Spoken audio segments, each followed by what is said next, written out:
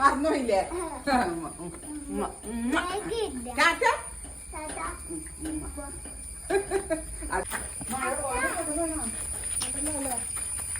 അങ്ങനെ നമ്മളെ വീട്ടിൽ നിന്ന് ഇറങ്ങുമ്പോൾ തന്നെ ലേറ്റ് ആയിട്ടുണ്ട്. അപ്പോൾ ഇന്നെന്തായാലും സ്കൂൾ ബസ് മിസ്സാകാനുള്ള സാധ്യതയുണ്ട്. അപ്പോൾ അവിടെ എത്തിയിട്ടൊന്ന് നോക്കാം.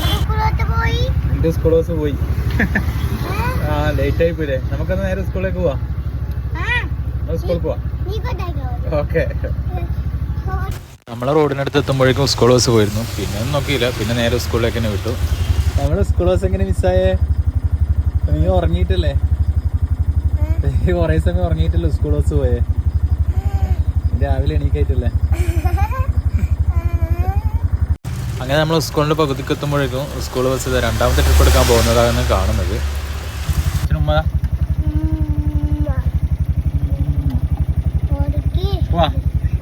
അങ്ങനെ നമ്മൾ സ്കൂളിൻ്റെ അടുത്തെത്തി. ഇതാ കാണുന്നത് നവീൻ്റെ സ്കൂള്. ഞാനും ഇതേ സ്കൂളിലാണ് പഠിച്ചത്. ഇവിടെ 1ാം ക്ലാസ് മുതൽ 4ാം ക്ലാസ് വരെയാണ് ഉള്ളത്.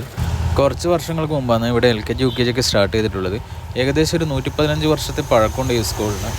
അങ്ങനെ അവിടുന്ന് അവയോട് ടാറ്റൊക്കെ പറഞ്ഞ് നേരെ വിട്ടു വണ്ടി സ്റ്റാൻഡിലെത്തി നോക്കുമ്പോൾ ഭയങ്കര മഴ, പണിയൊക്കെ കുറവായിരുന്നു.